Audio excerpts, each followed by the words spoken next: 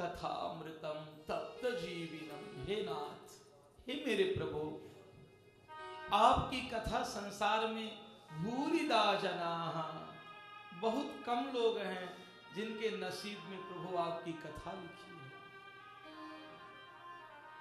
वियोग शास्त्र है भागवत। सूत जी ने कहा कि कलौ कीरेण भाषितम। सुखदेव जी ने संपूर्ण जीवों के कल्याण के लिए भागवत जी की कथा कही है। और इस कथा का महात्म जब परीक्षित सुखताल में बैठे हैं गंगा जी के किनारे, व्यास गादी में सुखदेव जी बैठे हुए हैं, इंद्रादि देवता अमृत का कुंभ लेकर के उपस्थित हो गए। प्रणाम किया सुखदेव जी को। आप भागवत जी की कथा कह रहे हैं? सुखदेव जी ने कहा, हाँ, भागवत की कथा प्रारंभ करने वाला हूं। बोले, राजा को 7वें दिन तक्षक नाग काटेगा, इसलिए हे सुखदेव जी महाराज, हम अमृत लेकर के आए हैं, आप राजा को अमृत पिला दीजिए। कभी ना मरेगा, 7 दिन नहीं, कभी ना मरेगा, अमृत पिलेगा ना। सुखदेव जी ने कहा कि ठीक है, अच्छी बात, इसके बदले में क्या चाहिए आपको? बोले, जो कथा अमृत है ना, वो हमें पिला दीजिए। सुखदेव जी ने मुस्कुरा करके परीक्षित से कहा कि बात बन गई, तुम्हें तक्षक काटेगा तो भी तुम नहीं मरोगे, क्योंकि अमृत आ गया। और देवताओं को भी बड़ी इच्छा है कि कथामृत, तो इनकी भी बात बन गई। परीक्षित, कथामृत पियोगे, ये सुधामृत पियोगे? तो परीक्षित ने कहा कि गुरुदेव, दोनों में अंतर क्या है? बोले, अमृत पी लोगे स्वर्ग पहुंच जाओगे, कुछ दिनों तक स्वर्ग में तुम रहोगे भी, और धीरे धीरे करके तुम्हारे पुण्य, जो तुमने अमृत पिया है उसमें पुण्य होता है, पुण्य धीरे धीरे क्षीर्ण हो जाएंगे। जैसे पूरे पुण्य क्षीण हो जाएंगे तो देवता उठा के जमीन पे फेंक देंगे। बोले, कथामृत? बोले, कथामृत पीने से अनेक अनेक जन्म जन्मांतर के पाप का विनाश होगा, पुण्य का उदय होगा, और ये कथा धीरे धीरे करके वैकुंठ ले जाएगी भगवान के पास। देवताओं का अमृत ऊपर से नीचे गिराएगा और कथा अमृत नीचे से ऊपर जाएगी, ऊपर ले जाएगी, भगवान से मिला देगी। क्या पियोगे? परीक्षित ने कहा कि प्रभु एक काम करो, आप देवताओं को बोल दो कि वो लेके अमृत जाए। देवता आश्चर्य में पड़ गए, कितना मेहनत करके समुद्र मंथन किया, कितने देवताओं के हाथ पैर टूट गए, कितना परेशान हुए, कई साल समुद्र मंथन चला, शंकर जी को विष भी पीना पड़ा, तब बड़े मुश्किल से अमृत हाथ लगा था और ये अमृत को दुत्कार दी। सुखदेव जी महाराज ने कहा कि क्व सुधा क्व कथा लोके क्व काचा क्व मणिर्महा ब्रह्मरात्रौ विचार्यैवम् अगाधे माञ्जहासः। कहाँ ये तुम्हारा ये अमृत है, कांच की टुकड़े हैं, और कहां ये कथा मणि का रूप है, दोनों का विनिमय भी कैसे होगा? अब देवता बड़े क्रोध के साथ में ब्रह्मा जी के पास पहुंचे, मुंह लटकाए देवता खड़े। तो ब्रह्मा जी ने पूछा, रे देवताओं, क्यों तुम मुंह लटकाए खड़े हो, क्या हो गया भैया? देवताओं ने कहा कि महाराज, आपको पता ही है इस अमृत के लिए कितने कष्ट सहे हैं। आज अमृत लेके गए थे तो सुखदेव जी महाराज ने, परीक्षित ने तिरस्कार कर दिया अमृत। ब्रह्मा जी ने कहा, रुको, देखते क्या होता है। 7वें दिन तक्षक ने काटा, वैकुंठ से विमान आया, और विमान में बैठ करके परीक्षित वैकुंठ जा रहे हैं। ब्रह्मा जी को आश्चर्य हो गया। ब्रह्मा जी ने तराजू लगाया, संपूर्ण वेद शास्त्र पुराण उपनिषद एक साइड में रखा, भागवत जी महारानी को एक साइड में रखा। जिस पलड़े में भागवत जी को रखा, भागवत जी का पलड़ा भारी हो गया। भागवत भगवान की जय।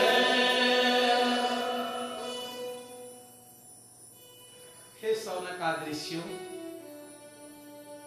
नारद जी ने सबसे पहले 7 दिन में भागवत सुनी।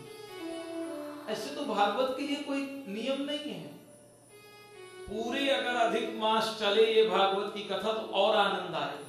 पुरुषोत्तम मास में पूरे हम लोग 30 दिन सुने तो और मजा आएगा। तो समस्या ये है कि फिर अगर 30 दिन चली तो हमारी 2-4 माताएं बचेंगी, बहन जी बचेंगी, और बकाया यहाँ हम बचेंगे और कोई बचने वाला। एक जगह कथा हो रही थी तो पंडित जी बड़े भाव से कथा सुनाते थे, 4-5 घंटे हैं। देखे कि पूरे गांव के लोग आ गए, लगभग 10,000 पूरे गांव के लोग आ गए, और पंडित जी ने कथा चालू की। धीरे धीरे धीरे धीरे खसकते खसकते पूरा पंडाल खाली हो गया। एक महाशय हाथ जोड़े बेचारे बड़े प्रेम से बैठे थे, बड़े प्रेम से, बड़े भाव से सुन रहे थे। तो जब पूरी कथा हो गई, आरती हो गई, सब प्रसाद थोड़ा सा रखा हुआ था व्यासपीठ में, व्यास जी ने हाथ में प्रसाद लिया और बुलाया, भैया इधर आ, इतना बड़ा भगत, इस पूरे गांव में तू अकेला भगत है। तो मुस्कुरा के बोला कि महाराज अब पूरा मत मानना, मैं कोई अगत भगत नहीं हूं, जिस गद्दा में आप बैठे वो गद्दा मेरा है, क्योंकि मैं टेंट वाला हूं। तो फिर टेंट वाला बेचारा बचेगा और हम बचेंगे, और कोई बचने वाला, इसलिए 30 दिन तो हो ही नहीं सकती। और सबसे पहले सप्ताह की विधि नारद जी ने सुना। बोले नारद जी कहीं भी 2 घंटे से ज्यादा रुकते ही नहीं है, वीणा लिए नारायण गुणगान करते भटकते रहते हैं। और नारद जी कैसे 7 दिन बैठ करके कथा सुन ली। एक बार की घटना है कि नारद जी सनक, सनंदन, सनातन, सनत कुमार चारों भैया बद्री का आश्रम पहुंचे। और बद्री धाम की शोभा जो लोग गए होंगे वो तो बहुत सुंदर शोभा, अलकनंदा कितना कलकल रहती है। सौभाग्य हमारा कि पिछली बार 17 जुलाई से और 25 जुलाई तक बद्री का आश्रम में बद्री विशाल भगवान के जस्ट बगल में बैठ करके मैंने भागवत जी सुनाई पिछले साल। वहां की शोभा, वहां का एक आनंद अलग ही है, अलग आनंद है। वो एक्चुअल जो कहते हैं ना भू वैकुंठ, वास्तव में भू वैकुंठ है। वहां हम थोड़ा भी नाम जब प्रारंभ कर तुरंत समाधि लग जाती। आज भी नर नारायण वहां पर विराजमान, प्रत्यक्ष नर नारायण वहां पर दर्शन होते हैं। तो ये चारों कुमार छोटी छोटी अवस्था के हैं, इनका सत्संग ही इनका वसन है। जो वस्त्र हम पहनते ना, सत्संग इनका वसन है, सत्संग एक नशा है इनको। तो आज चारों भैया भ्रमण करते करते बद्री का आश्रम पहुंचे और बद्री विशाल जी के चरणों में बैठ के प्रणाम किया।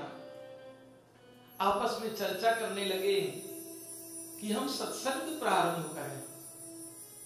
अगर कोई मिल जाएगा तो सत्संग सुनेंगे, अगर कोई नहीं मिलेगा, अगर कोई मिल गया तो सत्संग सुना देंगे। यही भाव है उनका। चारों भैया बैठे हुए हैं, भगवान को प्रणाम करके भगवान का कीर्तन कर रहे हैं। तो अचानक नारद जी मुंह लटकाए हुए, दुखी, आंखों से आंसू झरझर रहे। बड़े भैया ने बुलाया, कथम ब्रह्मन् दीनमुखः कुतश्चिन्ता कुरु भवान् त्वरिते गम्यतं पुत्रात्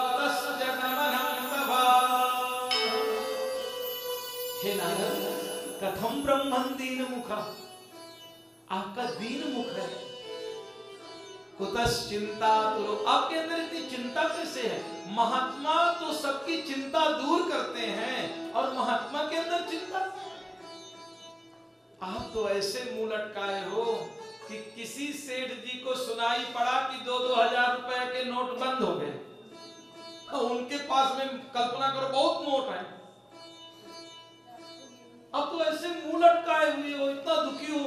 अरे आप तो ऐसे हो नारद जी कि आपने घर भी नहीं बनाया, नारद जी के कोई घर नहीं है, आपको इतना दुख, इतना तकलीफ क्यों? तो नारद जी रोते हुए प्रणाम करके पास में बैठ गए और नारद जी ने कहा कि एक बार मेरे मन में विचार आया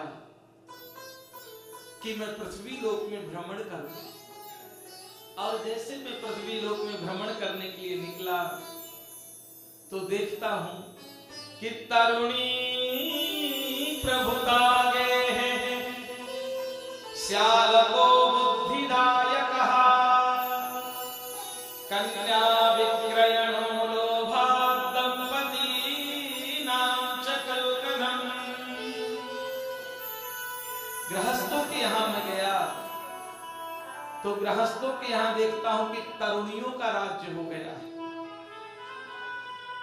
युवती आती है ना ब्याह करके, तो पति से पहली बात यही करती है कि माँ बाप छोड़ करके मैं आई हूं। क्या छोड़ के आई हूं? माँ बाप। इसलिए तुमको भी माँ बाप तरुणी प्रभुता के, तरुणियों का घर में राज्य हो गया है, जिन्होंने पूरा जीवन अपने बच्चों के लिए लगा दिए। आज वो बुढ़ापा में खड़े होकर के बच्चों का मुख देख करके विचार कर रहे हैं, इस बच्चे के पास में रहूं कि उस बच्चे के पास। कलयुग की दुर्दशा नारद जी ने अपने आंखों से देखा, रो पड़े नारद जी। 1-1 रुपया बच्चे के लिए हो जाएगा, पेट में खाती नहीं है मां की बच्चे को खिला दूंगी। बाप स्वयं कपड़े नहीं पहनता, फटे पुराने जूते पहन करके घूम रहा है, बच्चों को नए-नए कपड़े पहना रहा है। और बूढ़े होने के बाद नारद जी ने कहा वही माँ बाप बेचारे दरवाजे में खड़े होकर के उन बच्चों का मुंह देख रहे हैं कि कौन रखेगा कौन नहीं रखेगा। श्याल को बुद्धिदाय कहा, भाई से सलाह नहीं हो रही है, साला जी आ रहे सलाह देने के लिए। ससुराल प्यार भाई जग से साले सलाहकार में बेटे दंपति नाम चकल कनम, पति पत्नी का सबसे संसार में भक्तों पवित्र रिश्ता है। आज उन्हीं पति पत्नी के बीच में झगड़ा हो रहा है। संतों के यहां जाकर के नारद जी ने दिखा पाखंड निरता संता, बच्चे खेल रहे हैं तो किसके खेल रहे हैं? बोले ब्रह्मचारी जी के बच्चे खेल रहे हैं। मर्सिडीज 4-4 खड़ी, बोले त्यागी जी के मर्सिडीज खड़ी हुई है। मौनी बाबा क्या डीजे बज रहा है?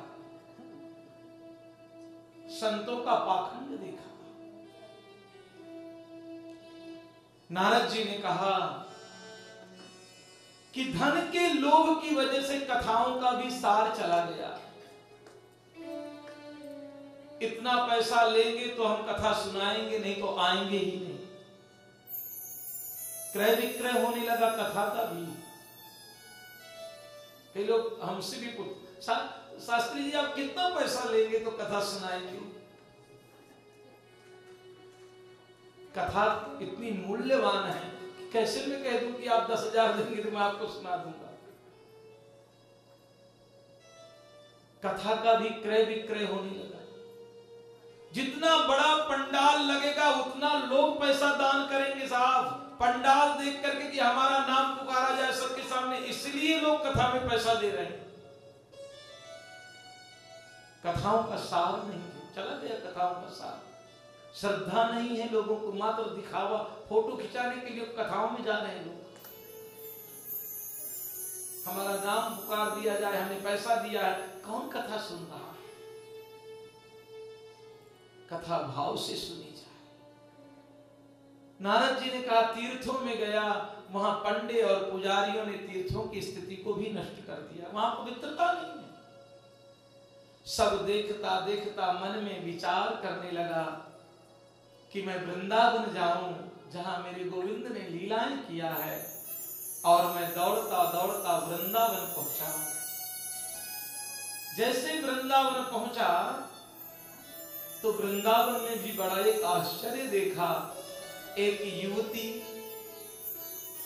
नवतरण युवती बैठी हुई है,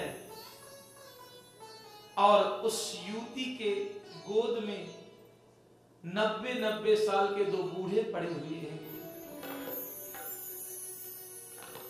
बहुत सारी स्त्रियां बेना झाड़ रही हैं, और युवती रो रही है, बार बार रो करके चारों तरफ निहारती है कि मुझको कौन बचाएगा, मेरा आश्रय कौन लेगा, कौन मेरा कल्याण करेगा। वो युवती बार बार रो करके चारों तरफ विचार करती है, कौन मेरी रक्षा करे।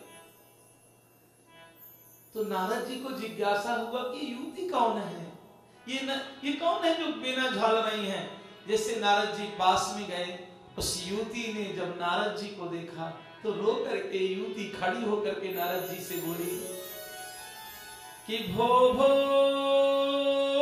साधो क्षणं तिष्ठामच्चिन्तां विनाशया, दर्शनं तव लोकस्य सर्वथा गहनं परम्। भो भो साधो क्षणं तिष्ठा, हे साधो क्षणं तिष्ठा, एक पल के लिए आप रुक जाइए। नारद जी ने पीछे मुड़ करके देखा, पूछा कौन है आप, ये बच्चे का, ये कौन है बूढ़े आपके गोद में बैठे हुए हैं, ये बेना झाड़ रही है, कौन है। तो उस युवती ने रो करके कहा, ये जो बेना झाड़ रही हैं ये गंगा आदि पवित्र नदियां हैं, ये जो मेरी गोद में बूढ़े दो पड़े हुए हैं, ज्ञान वैराग्य नाम आनव, ये ज्ञान और वैराग्य मेरे बेटे हैं। अहम भक्ति रीति ख्याता इमौ में तनयो मतौ।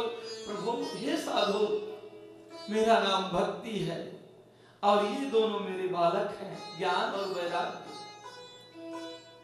द्रविड़ देश में उत्पन्न हुई मैं, कर्नाटक में बड़ी हुई, गुजरात महाराष्ट्र में कहीं कहीं बहुत मैं पूजी गई, गुजरात में जैसे पहुंची तो लोभियों ने मुझको जर्जर कर दिया, और वृंदावन में आई तो मैं तो तरुणी हो गई।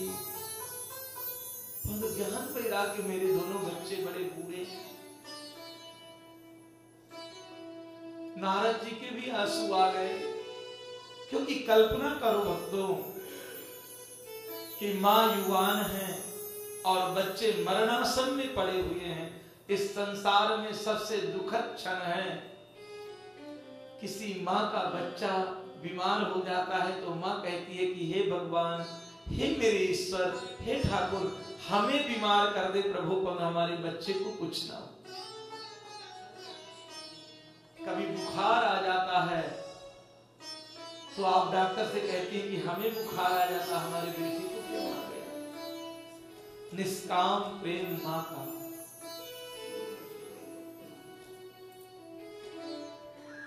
ऋषिकेश में एक संत सच्ची घटना एक श्रवण करा रहे थे कि उड़ीसा में बहुत भयंकर दुष्काल पड़ गया।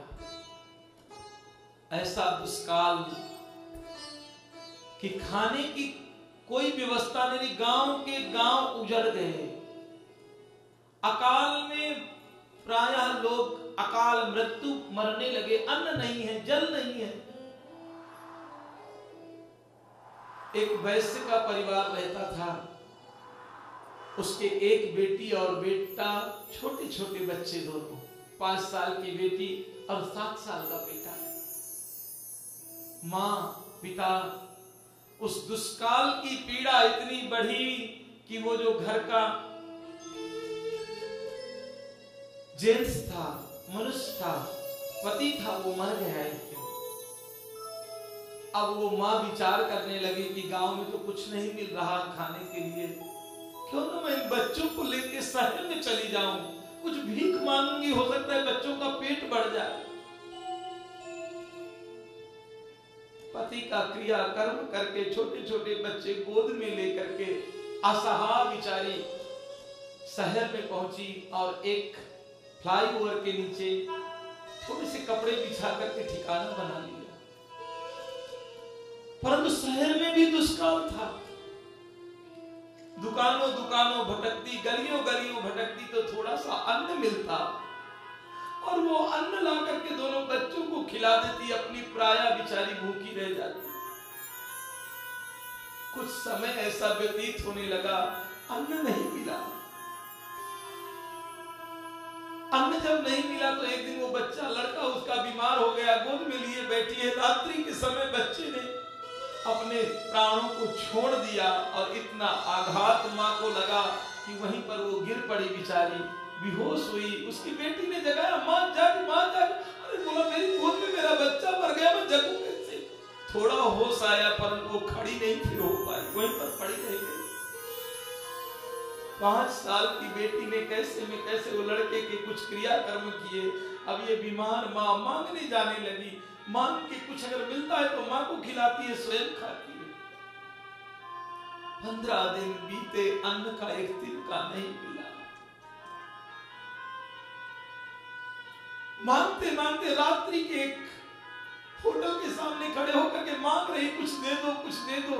तो होटल का मालिक बेचारा नेक आदमी था, उसने कहा बिटिया यहाँ भी दुष्काल है, पर 2 मुट्ठी चावल है मेरे पास में और तुझे इतनी भूख लगी है, तेरा शरीर इतना कम, बैठ तू खाना खा ले, ये 2 मुट्ठी चावल है, खा ले तू। उस लड़की ने कहा कि ना, ये आप पैक करके मुझे दे दो, बंद करके दे दो, मैं अपनी माँ को खिलाऊंगी। अरे बोले तुझे ज्यादा जरूरत है? उसने कहा नहीं, मुझसे ज्यादा मेरी माँ को भी जरूरत है। उस बेटी ने कहा कि मेरी माँ पहले हमें खिलाती थी, बाद में खाती थी, आज वो बीमार है तो पहले मुझे उसको खिलाना है। उस सेठ ने कहा कि बैठ, और अंदर गया, चावल को एक पॉलिथीन में बंद करके लेके आया और जैसे दरवाजे में लेके आया, देखा कि वो लड़की मरी हुई। वो चावल लेकर के दौड़ता दौड़ता बेचारा उस ब्रिज के नीचे पहुंचा जहां के लिए लड़की बता रही थी, देखा मां भी मरी पड़ी है। इस संसार में भक्तों, मां का प्रेम, मां की ममता बच्चों के लिए। भक्ति कह रही है कि मुझे कुछ हो जाए, मेरे दोनों ज्ञान वैराग्य बच्चे बीमार हैं। संसार में कौन ये ऐसी माँ होगी जिसके बच्चे बीमार हो, बच्चे वृद्ध हो और माँ तरुणी हो और प्रसन्न रह सकती है? नारद जी ने कहा बिल्कुल चिंता मत करो, मैं देखता हूं तुम्हारे साथ ये कैसे हो रहा है। नारद जी ने कहा हे भक्ति, ये कलयुग आया हुआ है, इस कलयुग में लोगों के अंदर भक्ति तो बहुत देखी जाएगी परंतु ज्ञान और वैराग्य बिल्कुल भी नहीं है। कई बार ना भागवत सुनते हैं और बाद में फिर हमसे कहेंगे शास्त्री जी आपकी गीता बहुत अच्छी, भागवत गीता बहुत अच्छी थी। उनको ये नहीं पता कि गीता क्या है और भागवत क्या है। ज्ञान बिना भक्ति ठीक नहीं है, बिना ज्ञान के भी भक्ति बांझ है। इसलिए मेरा निवेदन है कुछ ज्ञान तो रखो, नहीं तो ये भक्ति नहीं होगी, ये अंधविश्वास हो जाएगा। बोले अरे दीपक बुझ गया, बोले बहुत मुसीबत। अरे दीपक बुझ गया होगा, घी ठीक नहीं होगा, बत्ती ठीक, भगवान दीपक बुझाने आएगा तुम्हारा? भगवान को फुर्सत है? बुझ गया होगा। अंधभक्ति, अंधविश्वास, ये छू मंत्र, वो बाबा के पास जाएगा तो ठीक हो जाएगा, नो ऐसा मत करो सर, ये अंधविश्वास है, ये भक्ति नहीं है। ज्ञान और वैराग्य भी दिखाई नहीं पड़ता, त्याग नहीं है। अब भागवत जी सुनने तो हम लोग आए हैं, थोड़ी देर में पैर दर्द करेंगे, उठ के घर चले जाएंगे। बोले कौन बैठेगा यहाँ? त्याग कुछ भी नहीं है, वैराग्य कुछ भी नहीं। लोगों के अंदर भक्ति बहुत है। आज तो जाओगे मंदिरों में इतनी भीड़ लगी है कि दर्शन का नंबर ही नहीं लगता है। कौन साहब सब दर्शन ही कर रहे हैं और कुछ नहीं कोई कर रहा, अंदर से कोई प्रेम नहीं है। ज्ञान नहीं है, वैराग्य नहीं है। नारद जी ने कहा परंतु हे देवी, संसार में तुम्हें कहीं कोई नहीं पूछ रहा, परंतु तुम वृंदावन आई हो। कहाँ आई हो? कि धन्यम वृंदावनम तेना भक्तिरनृत्यति यत्र चा। ये वृंदावन धाम धन्य है कि कम से कम भक्ति तुम्हें तो कोई यहाँ पूछ रहा है। आइए सब लोग मिलकर के बड़े भाव बड़े प्रेम से 2 मिनट के लिए सब वृंदावन चले आए। वृंदावन के वृक्ष को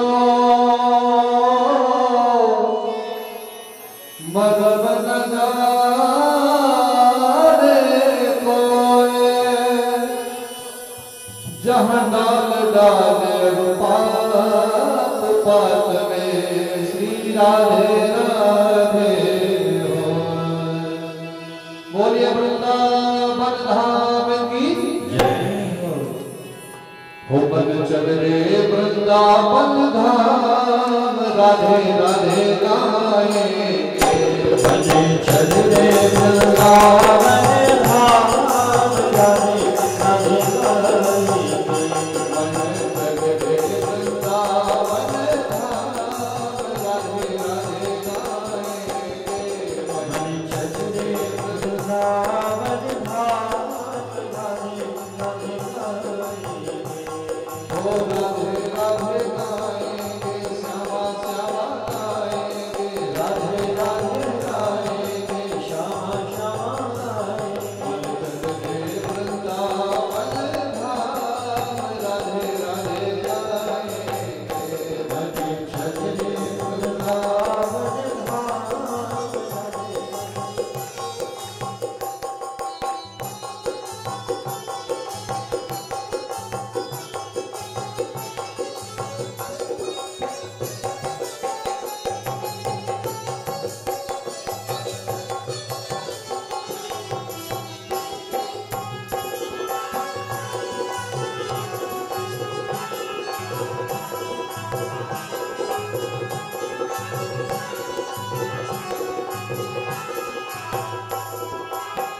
वृंदावन में बाके बिहारी, वृंदावन में बाके बिहारी।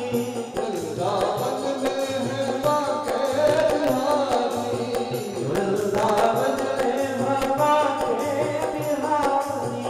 बाके बिहारी की लीला है न्यारी, बाके बिहारी की लीला है न्यारी। वही मन को मिलेगी शाम, राधे राधे गाएंगे। वही मन को मिलेगी शाम, राधे राधे गाएंगे। वो बन चले वृंदावन धाम, राधे राधे गाएंगे। जय हो बोलिए वृंदावन धाम की।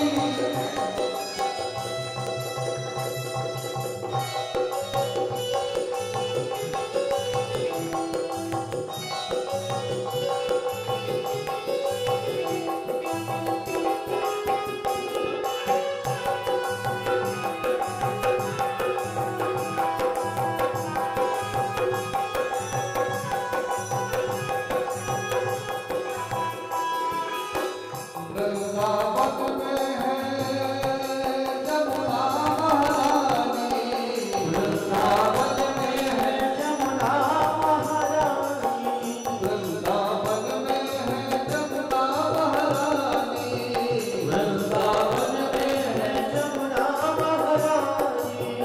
जमुना महारानी का निर्मल है पानी, जमुना महारानी का निर्मल है पानी। वही मिल जाए श्यामा श्यामा, राधे राधे गाएंगे। वही मिल जाए श्यामा श्यामा, राधे राधे गाएंगे। मन चल रे वृंदावन धाम, राधे राधे गाएंगे। भजे चल रे वृंदावन धाम, राधे राधे गाएंगे।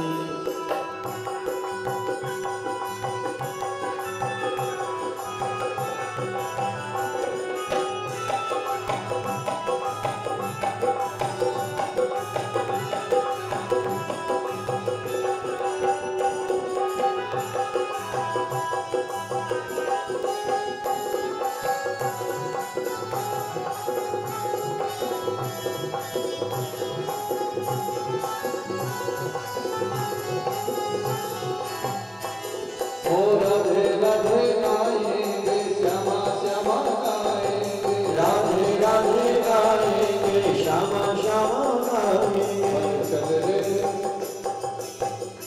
आज जैसे और हैं जो मन से वृंदावन धाम करना चाहते हैं, कोई टिकट नहीं, कोई किराया नहीं, केवल मन से चलना है। दोनों हाथ ऊपर उठा के बड़ी मस्ती से पूरे पूरे हाथ ऊपर उठा के और आप सबको कहना है क्या? मन चले वृंदावन धाम राधे राधे गाएंगे। मन चले वृंदावन धाम राधे राधे गाएंगे। वृंदावन धाम राधे राधे गाएंगे। मन चले वृंदावन धाम राधे राधे गाएंगे। वो वृंदावन में राधे राधे वृंदावन में राधे राधे राधे राधे राधे राधे राधे राधे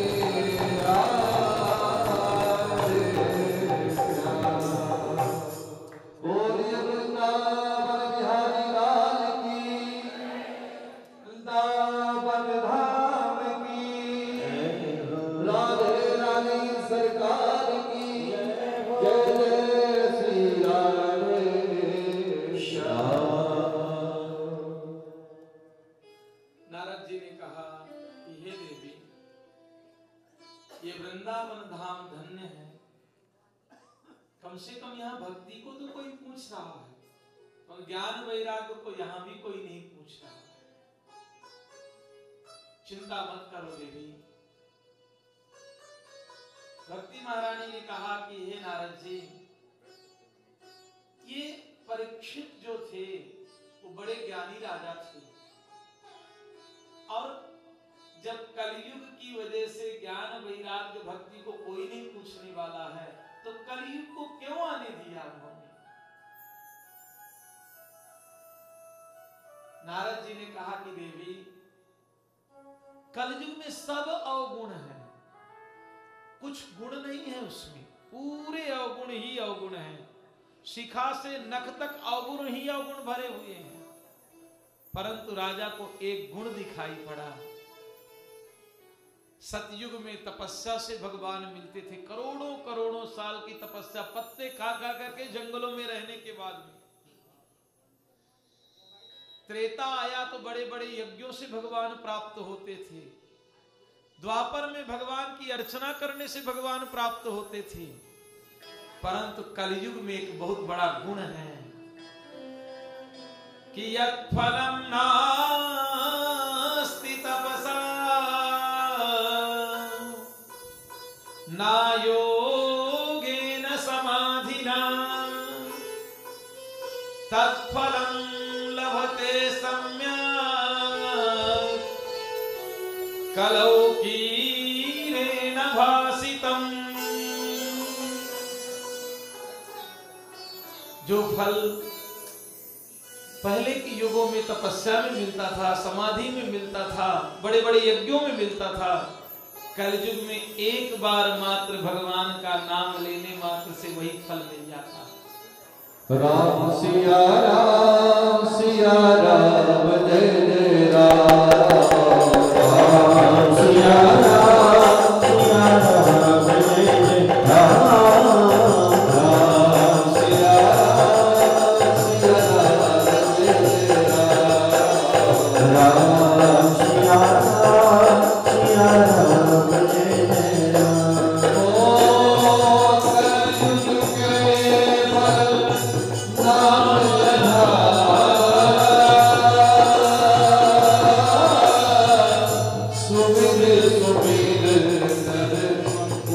नहीं मारा।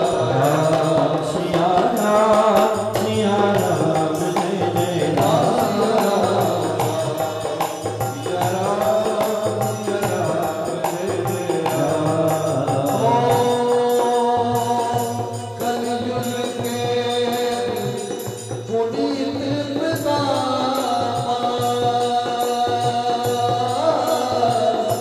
मानस पुण्य होई नहीं पावा। सिया राम जय जय राम। सिया राम जय जय राम। कलयुग इसलिए भी धन्य है क्योंकि एक बार मात्र भगवान का नाम लेने मात्र से कलयुग में भगवत प्राप्ति हो जाती है। कलयुग का ये पुनीत प्रभाव देख करके परीक्षित जी बड़े प्रसन्न हुए। इसीलिए कलयुग को आने दिया उन्होंने, क्योंकि राजा जो थे सारग्राही थे। भक्तों, आपसे भी मैं निवेदन करूंगा कि कोई भी व्यक्ति संसार में बुरा होता होगा पर पूरा बुरा नहीं होता, कहीं न कहीं उसके अंदर भी अच्छाई रहती है।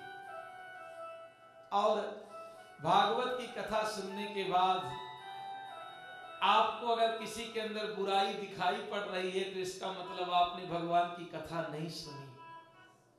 हमें अच्छाई दिखाई पड़ने लगी, बुराई हमारे नजरों में ना आए। जबकि अब हमारी ये स्थिति हो गई है कलयुग में जीवों की कि जहां भी जाएंगे तो मात्र बुराई दिखेगी। अब यहाँ कथा में भी आएंगे ना तो ये नीचे है, तुलसी वहां क्यों रखी है, तुलसी कम हरी क्यों है, ज्यादा, ऐसा सब बुराई हमें दिखाई पड़ती है, सबको दिखाई पड़ती है। इसका मतलब क्या है कि हमारे अंदर कलयुग ज्यादा है। जब कभी हमें अच्छाई दिखाई पड़ने लगे, सब में गुण नजर आने लगे, तब समझिए कि हमने भगवान की कथा सुना है। गुण दोष से तो संसार बना ही है। सबके अंदर अवगुण ही अवगुण नहीं है और सबके अंदर गुण गुण ही नहीं है। गुण अवगुण दोनों रहेंगे ही। आप लोगों को पता होगा कितना परफ्यूम आप अच्छा घर में डाल दीजिए, कितना घर की सफाई कर दीजिए, और जो घर में मक्खी आएगी ना वो मात्र गंदगी में बैठेगी। कहां बैठेगी? हमें अच्छा दिखाई नहीं पड़ता है। सब में अच्छाई दिखाई पड़े, सब भगवान के हैं, सब भगवान के हैं, सब भगवान ही हैं, ये दृष्टि आपकी हो जाए भागवत सुनते सुनते। एक महात्मा थे, गंगा स्नान करके आए, एक चांडाल ने उनके ऊपर थूक दिया, फिर गंगा स्नान करने गए, फिर चंडाल ने थूक दिया, फिर गंगा स्नान करने गए, फिर चंडाल ने थूक दिया।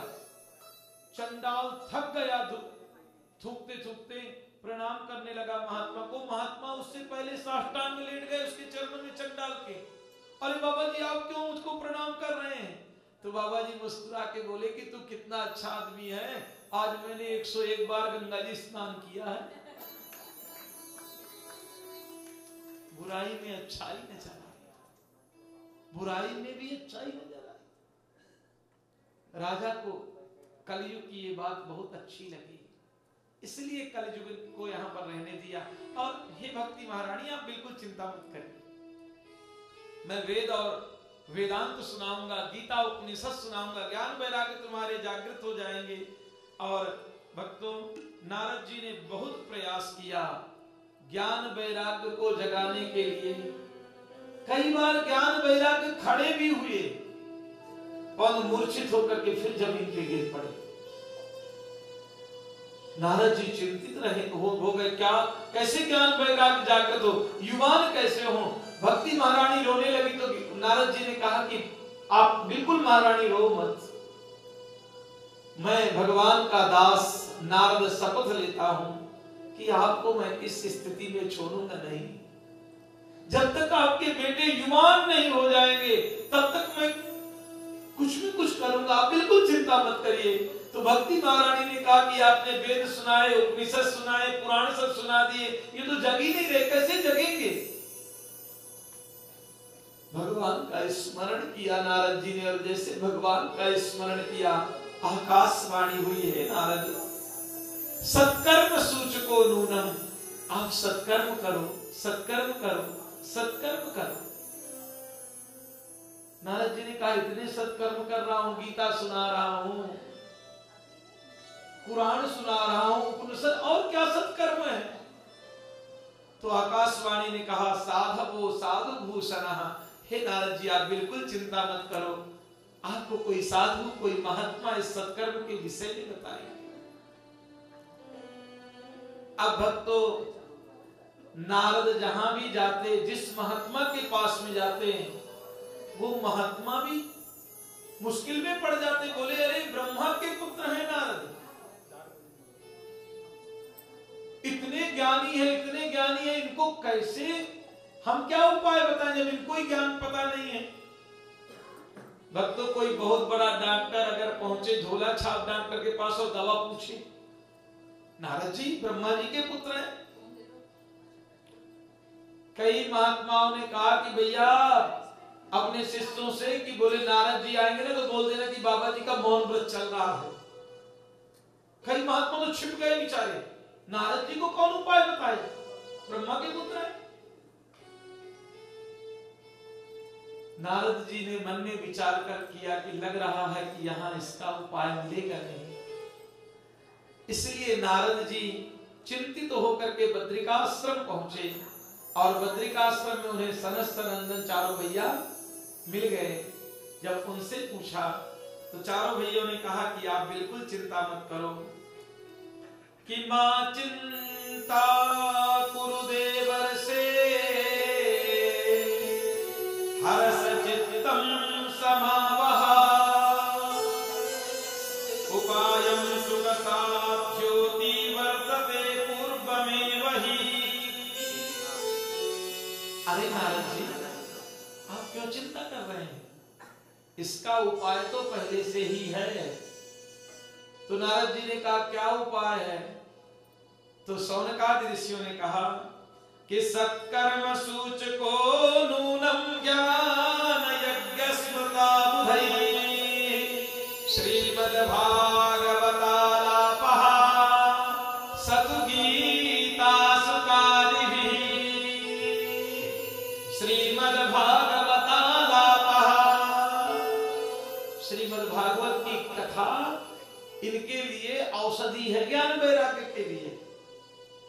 नारद जी ने कहा कि भागवत में क्या है, वेद वेदांतों का ही तो सार है भागवत में। वेद वेदांतों गीता जी के विषय में तो लिखा है, मैंने वेद भी सुना दिए, वेदांत भी सुना दिए, सब कुछ सुना दिया, परंतु कोई फर्क नहीं पड़ा, तो भागवत जी से कैसे फर्क पड़ेगा?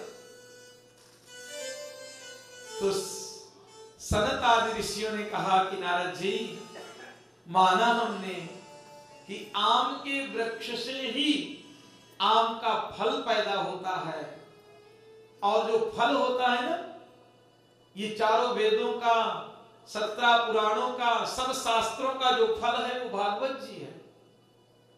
और फल में जो स्वाद मिलता है, किसी ने कहा कि फल इतना अच्छा है आम का, इतना मीठा है, तो आम के पत्ते भी मीठे होंगे, आम का जड़ भी मीठा होगा, आम का पेड़ भी मीठा होगा, पर नहीं, आम का पेड़ से ही वो रस मिला है, आम के पत्तों से ही रस मिला है, पर जो आम के फल में आनंद है वो साफ जड़ में और पत्तों में आनंद। दवा तो भागवत महापुराण है, क्योंकि फल है वो। नारद जी से कहा सनकादि ऋषियों ने कि हे नारद जी,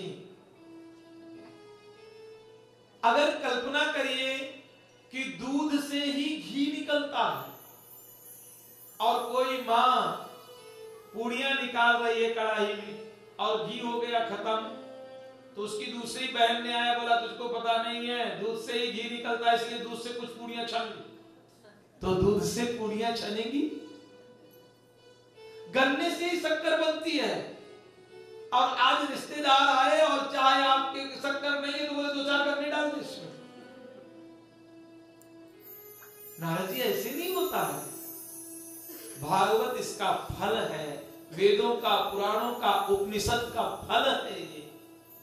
इसलिए आप कृपा करके एक काम करिए कि भागवत जी की कथा कराइए आप। नारद जी ने प्रणाम किया और प्रणाम करके नारद जी ने कहा कि हे ऋषियों, आज मेरे जन्म जन्मांतर के पुण्य जागृत हुए हैं। आप जैसे महात्मा मिले हैं और महात्मा मिलने के बाद में आपका सत्संग मिला है कि भाग्योदयेन बहुजन्म समर्जितेन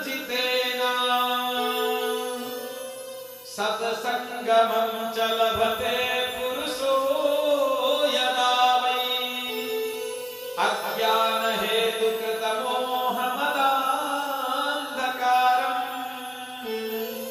नासं विदाय हि तदोदयता विवेकः। नारद जी ने कहा कि भाग्योदयेना, अनेक जन्म जन्मांतर के जो भाग्य का उदय होता है, अनेक जन्म जन्मांतर के। भक्तों, आप लोग सोच रहे होंगे कि हम लोगों ने थोड़ा मेहनत करके यहाँ आए हैं इसलिए भागवत सुन रहे हैं। नहीं नहीं, भाग्योदयेना, आज आप सबका हमारा भाग्य उदय हुआ है। क्या हुआ है? भाग्योदयेना। और कब कब का भाग्य? बहुजन्म। आपने जो बहुत जन्मों तक पुण्य किया है, उस पुण्य का जो संचय है वो आज आपको फल दे रहा है, इसलिए आज आपका भाग्योदय हुआ है। भाग्योदयेन बहुजन्म समर्जितेन सत्संगमं च लभते। क्या मिला है? सत्संग। जिस दिन सत्संग मिले उस दिन समझिए भाग्योदय हुआ है। क्योंकि पूर्व का कोई पुण्य है, इसलिए आप लोगों को ला करके यहाँ बैठा दिया है। सबसे पहले जब भगवान को आपको यहाँ लाना होता है, भगवान की कथा सुनाना होता है, तो बहन सबसे पहले प्यास भगवान जगाता है हृदय में। क्या जगाता है? और प्यास किसको लगेगी? जो कभी पानी पिया है। ये भी एक विशेष बात है। अमेरिका की किसी मिठाई का नाम समझिए बेरी मच है। बेरी मच मिठाई का नाम है। किसी के मुंह में आपके कोई मिठास आई क्या? अभी बोलूंगा रसगुल्ला, सबके मुंह में मिठास आ जाएगी, कभी खा रखा है। आपने कई बार भगवान की कथा इस जन्म में और कई बार पूर्व जन्म में आपने सुनी है कथा, बहुत पुण्य किया है, दान किया है, धर्म किया है, तो मानव का शरीर मिला है। उसके बाद में भी अनेक जन्मों के पुण्य का संचय हुआ है, तो आपके हृदय में प्यास जगी है कि मैं कथा में रुड़ास में बैठूं। सबसे पहले भगवान प्यास जगाते हैं, और प्यास उसी के हृदय में जगेगी जिसने पहले पी रखा है। प्यास। और जैसे प्यास भगवान जगाते हैं, वैसे प्रयास करते हैं आप। कितना प्रयास किया मेरी बहनों ने, माताओं ने, घर घर जाकर के थोड़ा थोड़ा, देखिए अपने लिए नहीं, भगवान के लिए बेचारी मांग रही है। थोड़ा सा पैसा तो आप भागवत करा रही है, अपने घर के लिए नहीं। प्रयास किया है, आप लोगों ने प्रयास किया है। सोने का समय 206 और बैठी तो प्रयास ही है आपका। प्रयास है, प्रयास। प्यास के बाद में प्रयास, प्रयास के बाद में यहां हम सब बैठे हैं तो प्रार्थना कर रहे हैं और भगवान के आने की प्रतीक्षा कर रहे हैं। पहले प्यास, फिर प्रयास, फिर प्रार्थना, फिर प्रतीक्षा। और ये जो मैसेज भगवान के पास जा रहा है यहां बैठ करके, तो उसका जो परिणाम आएगा वो प्रसाद। पांचवा स्टेप क्या है? पहले तो प्यास जगे। और प्यास कब जगती है? कि भाग्योदयेन बहुजन्म, अनेक जन्म जन्मांतर के पुण्य का जब संचय होता है तो प्यास जगती है, प्रयास होता है। प्रार्थना होती है, प्रतीक्षा होती है, और भगवान की जो आपके ऊपर कृपा बरस रही है वो प्रसाद है भगवान का। तो नारद जी ने कहा कि अनेक जन्म जन्मांतर के आज मेरे पुण्य जागृत हुए हैं जो मुझे सत्संग मिल गया। कहां की जाए कथा? कथा कहां होनी चाहिए? बद्रिकाश्रम में करें? बोले बद्रिकाश्रम में करोगे ना तो फिर क्या हो जाएगा कि यहाँ बहुत कम लोग आ पाएंगे। पहले मुझे याद है जब गांव से कोई चारों धाम जाता था तो गांव वाले सब रोते थे बैठ करके, जो कूड़ा हो जाता था बेचारा वो पैदल यात्रा। अभी जब हम बद्रिकाश्रम गए हेलीकॉप्टर से जाने के बाद में भी वहां खतरा था, मुश्किल तो है वहां। और वो रास्ताएं देखी तो हमने विचार किया कि लोग पैदल कैसे जाते थे, वो जाते थे लोग। तो बोले बद्रिकाश्रम में कथा मत करें। बोले दिल्ली चले? बोले बद्रिकाश्रम के महात्मा वहां नहीं आएंगे। महात्मा लोग कहां जाएंगे दिल्ली में, बंबई में ना आ पाएंगे वो। बंबई से भी महात्मा डरता है बेचारा। तो बोले कहां कथा करें? बोले गंगा द्वार समीपे तू तटमानंद नाम कहा। हरिद्वार में कथा होगी।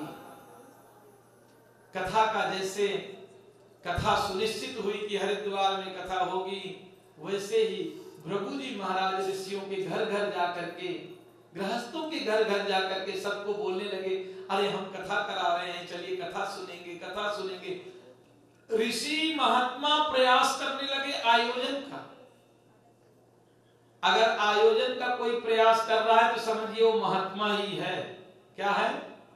महात्मा है। सब इसके लिए भी बहुत प्रयास करना पड़ता है। कथा में जो अच्छी अच्छी चीजें होंगी इसका वर्णन नहीं होगा, पर थोड़ा भी कुछ गड़बड़ होगा सब उसका वर्णन बहुत होगा। हमारी सत्संग की बहनें इतना प्रयास कर रही है, मैं देख रहा हूं, और डरती भी जाती है, डर जाती है, शास्त्री जी कोई कुछ बोल ना दे। भृगुर वसिष्ठश्च वनस्सरद्वा नरिष्टने निर्भृगुरंगिराश्च। बड़े बड़े महात्मा प्रचार करते हैं घर घर जाकर के, जैसे हम आप चंदा मांगते हुए वो भी चंदा मांगते, चलो हमको कथा करानी है, कथा हरिद्वार में कथा, सबको जबरदस्ती ले लेके आ रहे हैं। बोले इनको क्या मिलेगा? बोले मिलेगा। बोले जैसे बीमा का एजेंट आकर के आपको बड़े फायदे गिनाता है, योगक्षेम, आप पैसा भर एक बार बीमा भर करा लो, सब गवर्नमेंट देख लेगी, आप बिल्कुल टेंशन मत करो। ऐसा लगता है कि सबसे हित ऐसी है, पर उसको कमीशन मिलता है। क्या मिलता है? उसी प्रकार से जब आप आई हैं तो आप तो अपना फल पाएंगे, और आप अपने साथ में दो को लेते आएंगे ना तो उनका 20-20% 140% काम हो जाएगा। इसलिए कल से प्रयास करिएगा कि सब लोग 4-4 और लेके आएंगे। जगह की कमी नहीं है, यहाँ भी गद्दे डाल देंगे, यहाँ भी बैठ जाएंगे, सब हो जाएगा। इसलिए ऋषियों ने हरिद्वार में सुंदर आयोजन हुआ। व्यासपीठ में सनत, सनंदन, सनातन, सनत कुमार चारों भैया बैठे और बालुका के ऊपर बैठ करके भागवत की कथा प्रारंभ हुई और भागवत का महात्म बताया कि न गंगा न गया न गंगा न गया काशी, न गंगा न गया काशी, पुष्करम च प्रयागकम, सुख शास्त्र कथायश्च फलेन समतानयेत। सनत आदि ऋषियों ने कहा कि कोई 1000 बार गंगा नहाए, 1000 बार काशी जाए, 1000 बार पुष्कर में स्नान करे, 1000 बार बद्रिका धाम जाए, जगन्नाथ जाए, द्वारिका जाए, रामेश्वर जाए, उसका फल मात्र एक बार भागवत जी सुनने मात्र से प्राप्त हो जाता है। कि आजन्म मात्रमपि येन सठेन किंचित चित्तम विदाय सुख शास्त्र कथान पीता, चांडाल बच्च खरबत बतते न नित्यम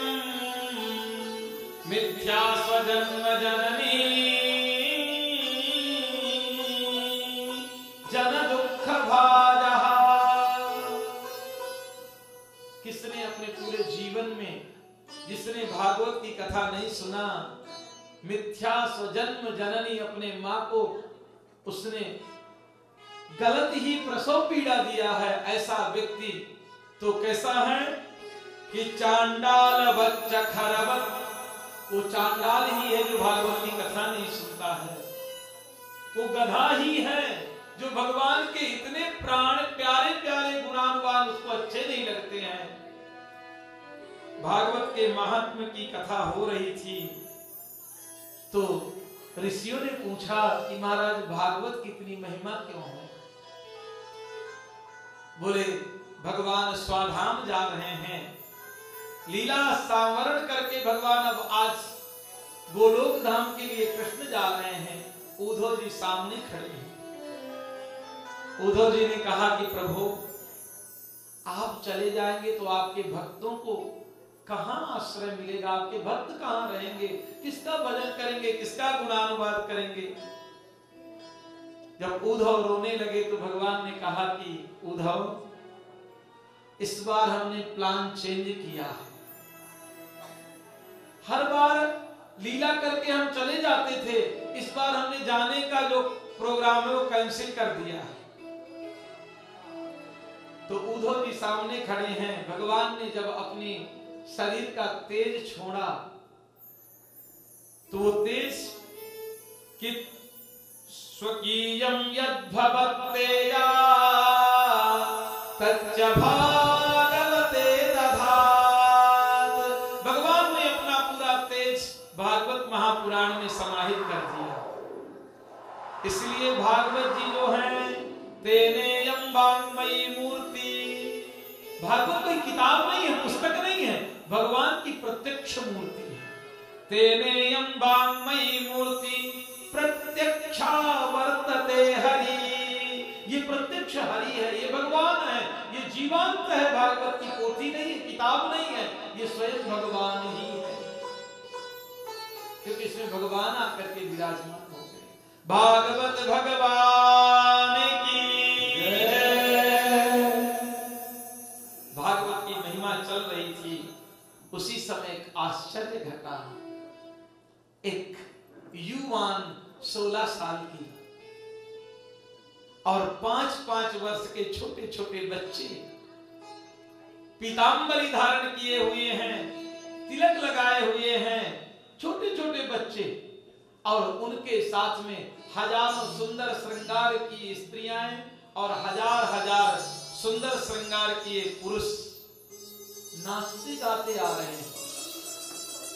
सबको हरिद्वार में बड़ा आश्चर्य हुआ कि क्या हो रहा है। सब देखने लगे क्या हुआ कि भक्ति सुतौ तौ तरुणो गृहीत्वा।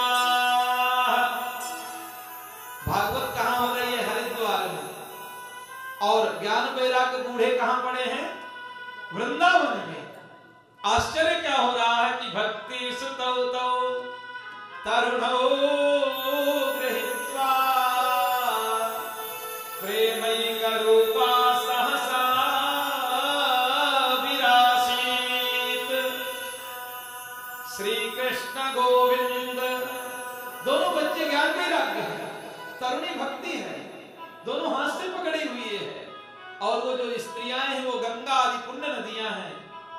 वो जो पुरुष है वो बद्रिकाश्रम आदि संपूर्ण चारों धाम के देवता हैं। 33 करोड़ देवता और इस देवियां नृत्य करते हुए भक्ति और ज्ञान वैराग्य को लिए हुए कि श्री कृष्ण गोविंद हरे मुरारे हे नाथ नारायण।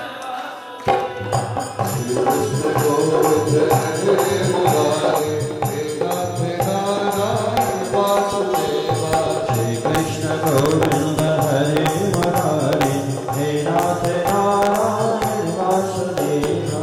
हे नाथ नारायण वासुदेवा। हे नाथ नारायण वासुदेवा। हे नाथ नारायण वासुदेवा।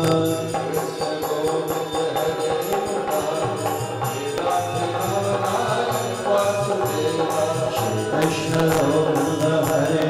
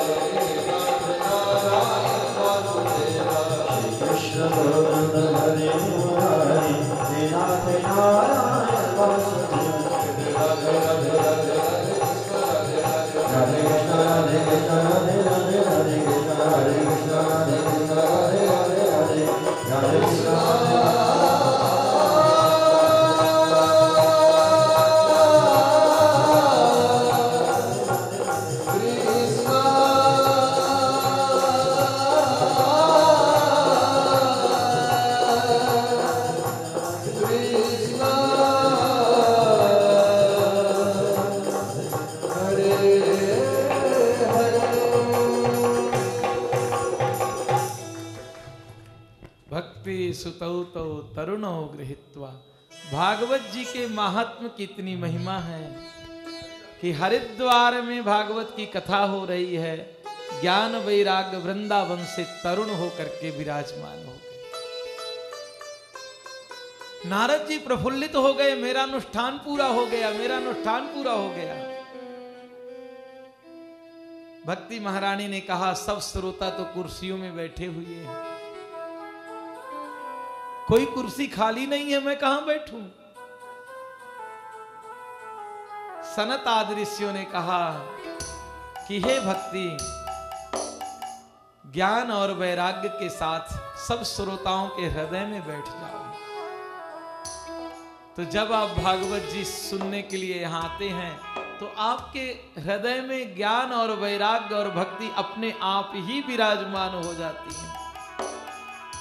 मात्र कथा में आके बैठ जाओ, आगे का काम सब कथा करेगी, कुछ मेहनत करने की जरूरत नहीं है। अगर यहां बैठ करके आप दिमाग ज्यादा लगाओगे तो समस्या हो जाएगी। कुछ मत करो, बैठ मात्र जाओ, यहां बैठ जाओ, बस सब करेंगे। प्रभु आपकी कृपा से सब काम, कहां कुछ आप करते हो। हार्ट बीट आपका चल रहा है तो चल रहा है, किसी का बंद हो जाए तो आप कहो स्टार्ट करो तो स्टार्ट कर पाएगा कोई? श्वासें आ रही हैं, श्वासें जा रही हैं, कौन चला रहा है? किसी की श्वास बंद हो जाए, आप बोलो श्वास चालू करो, सब वही कर रहा है। उसी के हाथ में सब सौंप दो। कथा में मात्र आकर के बैठो और सब काम मेरा गोविंद करेगा। बैठा है ना, ये सब करेगा। सबके हृदय में ज्ञान वैराग्य और भक्ति विराजमान हुए। नारद जी ने पूछा कि इस कथा के श्रवण से कौन कौन इस संसार में वैकुंठ की प्राप्ति कर सकता है? अगर कोई पापी सुने तो भी भगवान की कथा तो उतर सकता है। तो सनत कुमार ने कहा कि पंचोग्र पापा छल छद्मकारिणः कूरा पिशाचा इव निर्दयाश्च ये ब्रह्मा स्वपुष्टा व्यभिचारकारिणः सप्ताह यज्ञेन कलौ पुनन्तु ते। 5 प्रकार के महान पाप हैं, कोशिश करिएगा आज से छोड़ दीजिएगा। झूठ बोलना महान पाप है, और कुछ लोगों की इतनी आदत रहती है भयानक ना, हर बात बात में झूठ। सब घर में सुख है, कोई तकलीफ नहीं है, फिर भी कोई मिल जाएगा ना, मुझको ये बहुत परेशानी है, बहुत तकलीफ है। आजकल लोग ना दुखों का गुणगान बहुत करते हैं, बहुत गुणगान करते हैं। कारण उसका पता है आपको? नहीं पता ना? हर आदमी दूसरे को सुखी समझता है, सब आदमी दूसरे को सुखी समझता है। हर गरीब से गरीब आदमी को सब लोग धनी समझते हैं, दूसरे का धन बहुत बड़ा लगता है। कोई बहुत गरीब वॉचमैन भी हो, अरे आप भाई साहब अमीर हैं, करोड़पति हैं, रोडास में रहते हैं, और नीचे उतरेंगे, अरे बोले ये वॉचमैनों के पास तो बहुत पैसा है। उसको लगता है मैं गरीब हूं और वॉचमैन। हर आदमी को दूसरे का धन बहुत बड़ा लगता है साहब। और एक बड़ी समस्या है कि हर आदमी अपने आप को बुद्धिमान समझता है, दूसरे को पागल। हर आदमी बहुत बुद्धिमान है, सोचता है मैं तो बहुत बुद्धिमान हूं, इसको पागल बना रहा हूं मैं। क्या कर रहा हूं? अपनी बुद्धि सबको बड़ी लगती है और दूसरे का धन सबको, इसलिए हम लोग क्या करते हैं, बुद्धिमानी लगा करके अपना दुख बता करके लोगों को मूर्ख बनाते हैं। इसलिए मेरा निवेदन है कि कोई किसी आपका दुख, अपना दुख बताए ना, उससे दूरी बनाओ साहब। ये सब का कि बताने से मन हल्का, अरे कुछ नहीं, हल्का हल्का होता हो, सबको बताती है, तुम्ही को अकेले बता रही है क्या? वो दूसरे को मिलेगा उसको ही बताए। आदतें पड़ गई है दुख बताने की, झूठ बोलते हैं। इसलिए प्रयास करो कि झूठ मत बोलो, महापाप है ये झूठ बोलना। दूसरों से ईर्ष्या करना उससे भी बड़ा पाप है। किसी से ईर्ष्या मत करो, वो भी गोविंद का है, मैं भी गोविंद का हूं। किससे ईर्ष्या करें, किससे द्वेष करें साहब? सबसे प्रेम करो, सब अपने हैं। किसी से ईर्ष्या करना भी महापाप में आता है। छल कपट करके किसी का धन चुरा लेना ये भी महापाप है। किसी संत का, किसी ब्राह्मण का अपमान या निंदा करना, कम से कम हम कुछ उनको दे नहीं सकते हैं तो ये बोल करके क्यों मुंह गंदा करते हैं कि अरे पंडित लोग को लूट के, अरे तुमने क्या दिया है जिंदगी में? 1 रुपया नहीं दिया उनको, तुम्हारा कोई सहयोग नहीं है उनके जीवन में। पंडित जी का सबसे कहते अरे लूट लेते हैं, लूट, अरे क्यों तुम ऐसा मुंह गंदा कर रहे हो? वहां पाप है। ब्राह्मणों की, संतों की निंदा मत कर, कोई क्या जरूरत है यार। 5वां सबसे महापाप है कि मानव शरीर पाकर के अगर भगवत प्राप्ति हमने नहीं किया, ये महापाप है। फिर 84 लाख योनियों में भटकना पड़ेगा। ऐसे महापाप करने वाला भी अगर भागवत की कथा सुन ले, वो निष्पाप हो जाता है। क्या हो जाता है? पंचोग्र पापा छल छद्मकारिणः, पूरा कोई बहुत क्रूर हो तो भी भगवान की कथा सुन ले। और ऋषियों ने कहा कि कहां तक वर्णन करें। जिंदा जी कोई कथा एक बार सुन ले तो निश्चित वैकुंठ की प्राप्ति करेगा। अगर मरने के बाद कोई भूत बन करके भी, प्रेत बन के कथा सुन ले, वो भी वैकुंठ की प्राप्ति।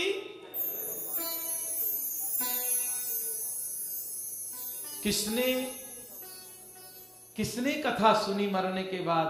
तो बड़ा सुंदर एक इतिहास बताया कि तुंगभद्रा तटे पूर्वम मभद्वत्तनमुत्तमम्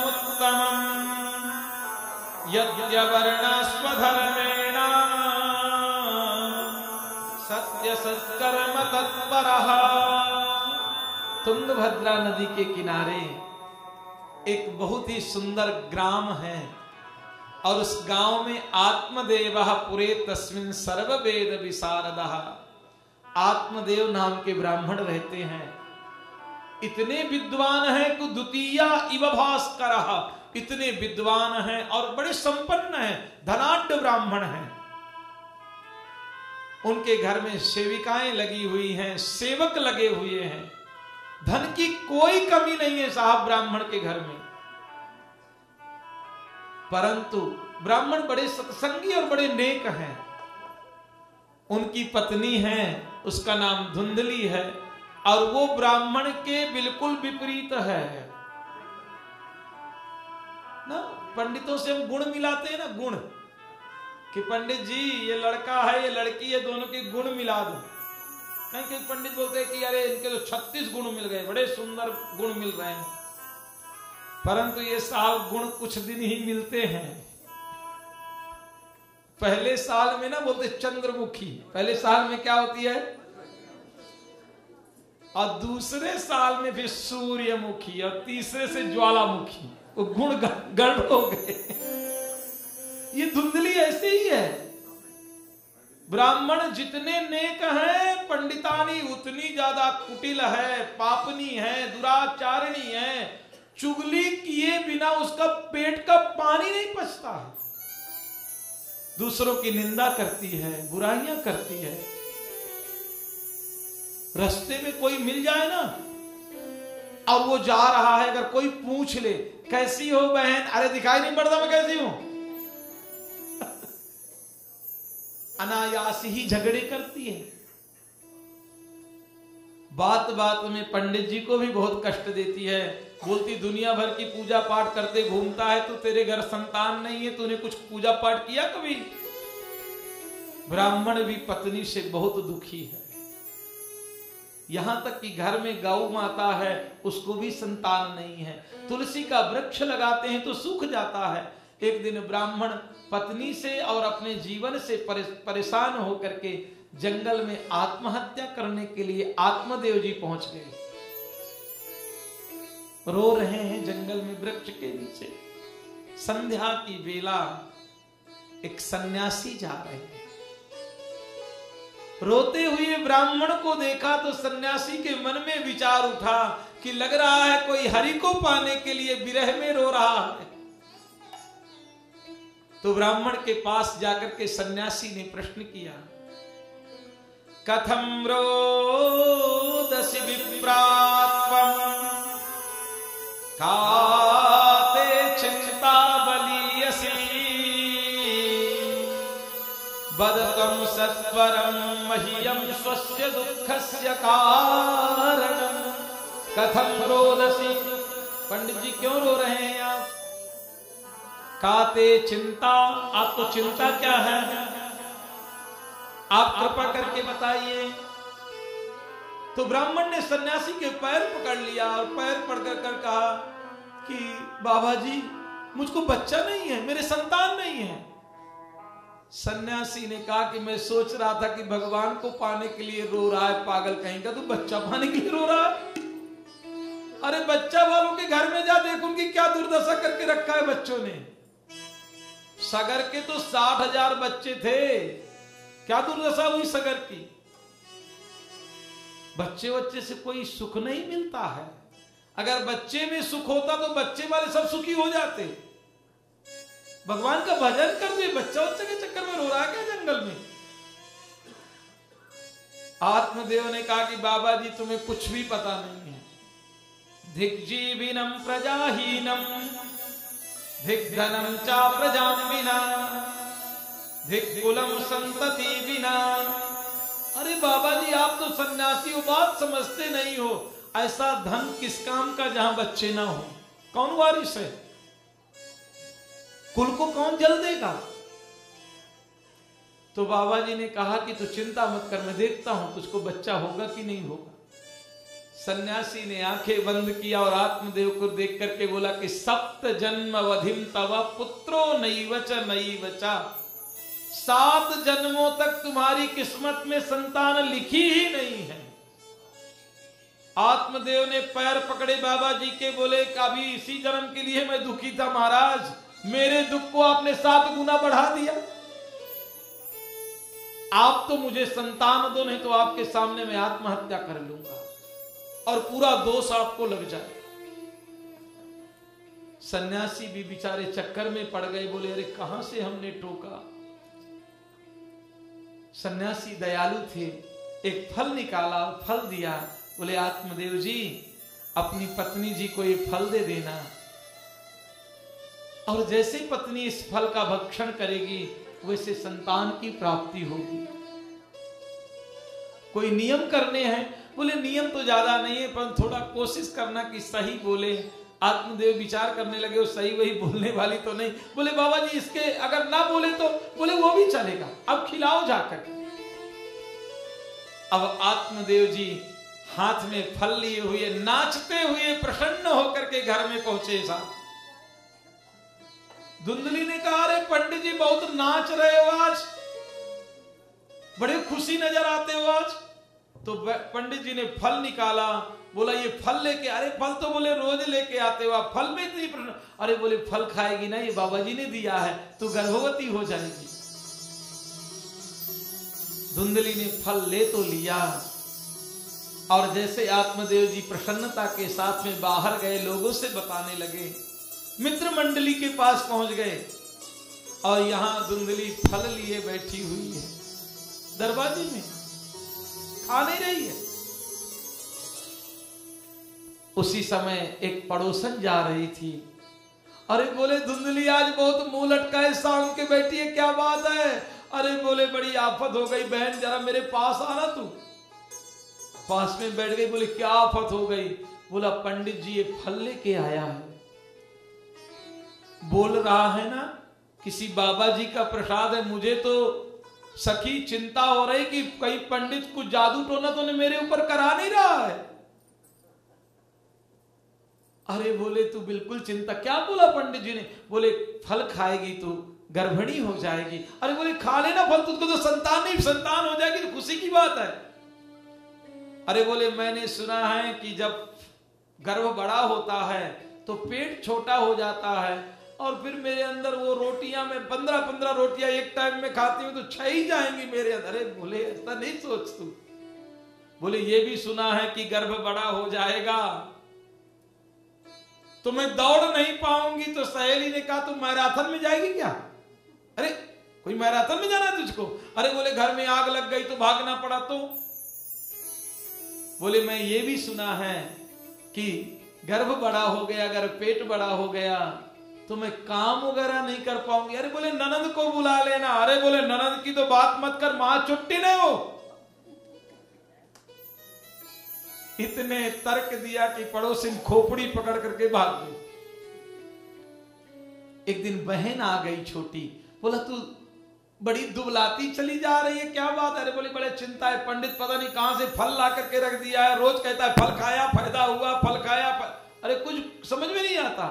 उसने कहा क्या तू बिल्कुल चिंता मत कर, मेरे यहाँ खाने वाले बहुत हैं, खाने के लिए अन्न नहीं है, और तेरे यहाँ खाने वाला कोई नहीं है इसलिए तेरे पास में खाने के लिए अन्न बहुत है। अब मैं गर्भवती हूं, जो भी बच्चा पैदा होगा मैं तुझे। कुछ समय बाद बहन को बच्चा हुआ और वो जो फल था एक गाय को खिला दिया उन्होंने। संयोग ऐसा कि बहन का बच्चा जब हुआ तो रात्रि के समय बहन इसको बच्चा दिया, रुला करके बच्चे को ब्राह्मण को जगाई। अरे बच्चा हुआ बच्चा हुआ। ब्राह्मण बड़ा प्रसन्न हुआ, पंचांग लेके दौड़ा, बोला नामकरण करूंगा। तो बोली कि अरे 9 महीने मैंने गर्भ का कष्ट सहा, मैं नामकरण करूं। बोला मेरा नाम धुंधली तो इसका नाम धुंधकार। 3 महीने बाद गाय को भी बच्चा हुआ और वो जो गाय था उसके कान गाय के जैसे थे तो गाय के कर्ण इसलिए गोकर्ण। सूत जी महाराज ने कहा कि क्रियत कालेन तौ जातौ तरुणौ तनया विभो गोकर्णः पंडितो ज्ञानी धुंधकारी महाखला।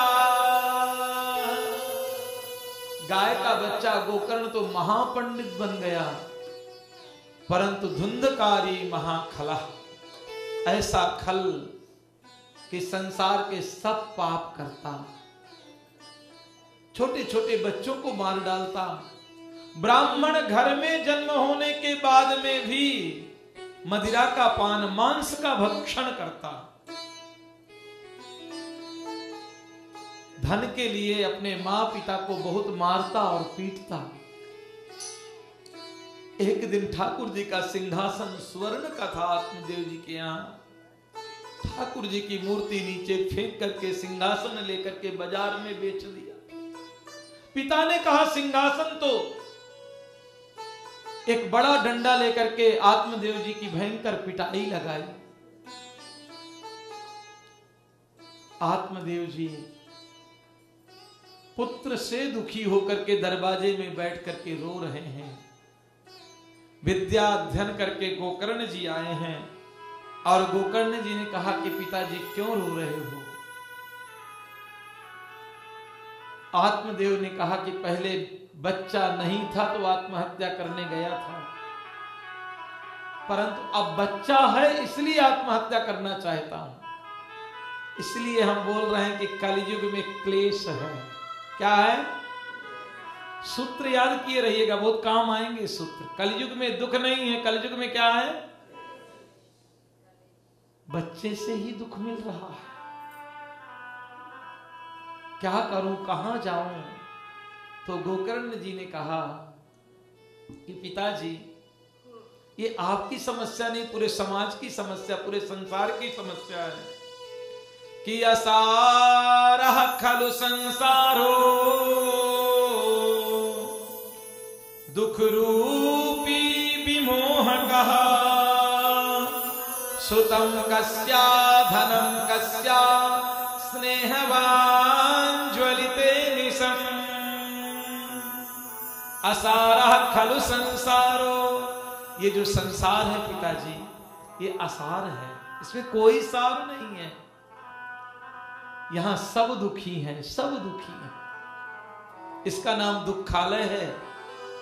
और जैसे मेडिकल स्टोर में समोसे नहीं मिलते हैं, भोजनालय में दवा नहीं मिलती है, पुस्तकालय में आपको भोजन नहीं मिलेगा, पुस्तकालय में भोजन नहीं मिलेगा, उसी प्रकार इसका नाम दुखालय है। यहां दुख ही है, यहां कोई सुख नहीं है। और पिताजी आप ही नहीं, इस संसार में सब दुखी हैं। न चेन्द्रस्य सुखम किंचिन न सुखम चक्रवर्तिनः सुखमस्ति विरक्तस्या मुनिरेकांत जीविनः। पिताजी, संसार का हर दीन व्यक्ति कहता है कि बिल्डिंगों में रहने वाले लोग धनवान सुखी होंगे। धनवान कहते हैं कि शायद मोदी जी को बड़ा सुख होगा। राजा सोचता है कि इंद्र को सुख होगा, इंद्र सोचता है ब्रह्मा जी को सुख होगा, पर संसार में यहां कोई सुखी नहीं है। कि दीन कहे धनवान सुखी, धनवान कहे सुख राजा को भारी, राजा कहे महाराज सुखी, महाराज कहे सुख इंद्र को भारी, इंद्र कहे चतुरानन को सुख, ब्रह्म कहे सुख शंकर भारी, शंकर कहे विष्णु को सुख है, परंतु विष्णु कहे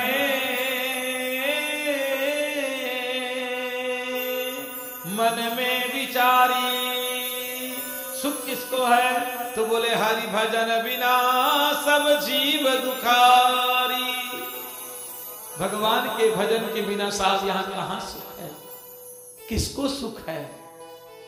लगा करता है कि पड़ोसी बहुत सुखी होगा, परंतु पड़ोसी भी दुखी ही है। इसलिए पिताजी आप मात्र दुखी नहीं है, संसार में सब दुखी हैं। और 2 श्लोकों में गोकर्ण गीता कही गई है। यही गोकर्ण गीता के बाद आज की कथा का हम लोग यहां विश्राम कर देंगे, टाइम बहुत हो गया है। कल की बड़ी दिव्य कथा है, कल बहुत आनंद आएगा कथा में। कल की कथा में हम लोग विदुर जी के विषय में श्रवण करेंगे और सबसे महत्वपूर्ण हम श्रवण करेंगे कि संसार में हमारा क्या है। क्या हम सोचते हैं कि ये शरीर हमारा है? अगर साहब हमारा होता तो कम से कम हमारे साथ चला जाता। जिन बच्चों को हम अपना कह रहे हैं वो हमारे नहीं है।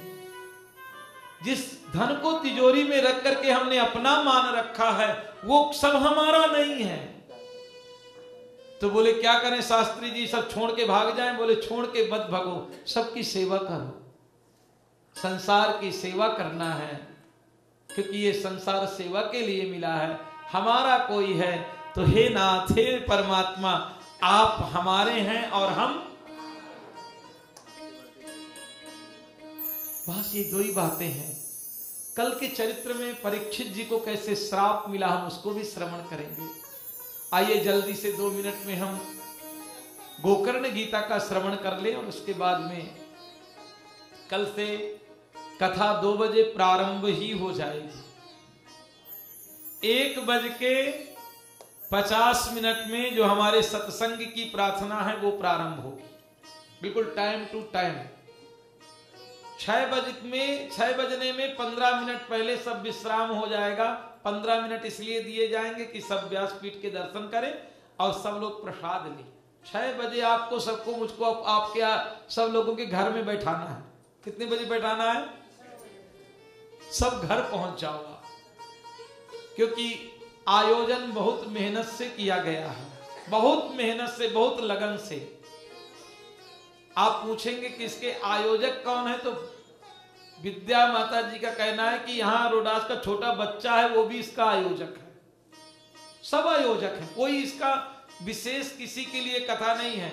ये कथा परीक्षित के जैसे ही हो रही, ना कोई जजमान है ना कोई पंडित है, यहाँ सब एक परिवार है। सब क्या है? परिवार है। तो हमें परिवार मान करके कथा श्रवण करना है। सब लोग अपना जो जो सहयोग हो करिए। कुछ घर से पानी लेते आइए, पानी सबको बांट दीजिए। कुछ नहीं है तो कम से कम आके निवेदन है कि बैठ जाइए आप आकर के। और बीमा के एजेंट के जैसे 4-4 कस्टमर और अपने साथ में लेके आइए, आनंद आएगा। तो आइए हम गोकर्ण गीता में प्रकाश से 2 मिनट डालेंगे, उसके बाद में हम आरती की भी हमारे गुरुजी लोग तैयारी कर लेंगे। और कल से हम और भजन भी श्रवण करेंगे, क्योंकि आप उपाध्याय जी को और कई लोग ने हमसे निवेदन किया था स्पेशल कि अशोक जी जो है ना बहुत संगीतज्ञ हैं, वो भी बहुत श्रेष्ठ हैं, सुना रहे हैं, आप सुन ही रहे हैं। उपाध्याय जी तो हमारे साथ संगत करते ही रहते हैं, हर जगह रहते हैं, पहले भी थे। कई माता जी ने तो तलवार बहनने की, किसने बोला था कि उपाध्याय जी नहीं आएंगे, तो देखिए वो भी आ गए। जो इच्छा करी हो मन माही, जो आपकी इच्छाएं थी सब पूरी हो गई, सब लोग आए हैं। तो हम उसका भी आनंद कल से लेंगे। आज थोड़ा उन लोगों को भी आने में बहुत कठिनाई हुई है, बहुत कठिनाई। सुबह के 10 बजे के बेचारे निकले हैं, बड़े मुश्किल से यहाँ पहुंचे हैं हमारे आपके बीच में 3 बजे तक। तो कल से हम लोग सब लोग नियम से रहेंगे। 2 बार भगवान नाम स्मरण करके फिर गोकर्ण गीता का श्रवण करेंगे, उसके बाद हम आरती करेंगे। भगवान का नाम महत्वपूर्ण है। कल ही संतोपनिषद में बहुत सुंदर भगवान के नाम की महिमा गाई गई है। तो हम 16 अक्षरीय जो भगवान का नाम है उसी को 2 बार मात्र स्मरण करेंगे। हरे कृष्णा हरे कृष्णा कृष्णा कृष्णा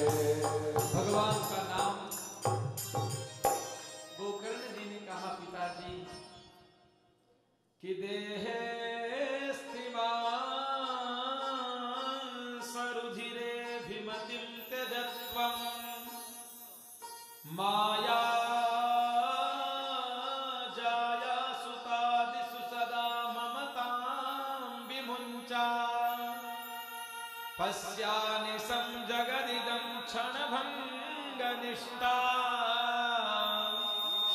वैराग्यरागिरसिको भवभक्तिनिष्ठः। गोकर्ण जी बोले कि पिताजी इस देह में अहमता, ये देह मेरी है, ये देह मेरी नहीं है। ये देह, हम देह के पहले भी थे, देह में भी हैं और देह छूट जाने के बाद भी रहेंगे। इसको मैं मानना, देह को ही मैं मान लेना, ये मनुष्य की बहुत बड़ी एक मूर्खता है। दुख का परम कारण है कि वो देह को मैं मानता है। देहाभिमान और मैं मानने के बाद इस शरीर से अभिमान करता है। देह में अहमता, क्योंकि ये देह क्या है, ये बोले पंचायती धर्मशाला है। आप लोग हरिद्वार पहुंचे, एक सुंदर सा कमरा ले लिया हरिद्वार में आपने, धर्मशाला की चाबी भी आपको मिल गई। रोज गंगा स्नान करते हैं, धर्मशाला में रहते हैं, रोज गंगा स्नान करते हैं, 10 दिन के लिए रूम लिया है आपने, और 10 दिन बाद में आप बोले कि मैं कमरा खाली नहीं करूंगा, मेरा कमरा है। अरे मेरा नहीं है, किराए का कमरा है, ये शरीर भी किराए का ही है। छित जल पावक गगन समीरा, अग्नि है, वायु है, जल है, आकाश और पृथ्वी, इसमें और कुछ नहीं है।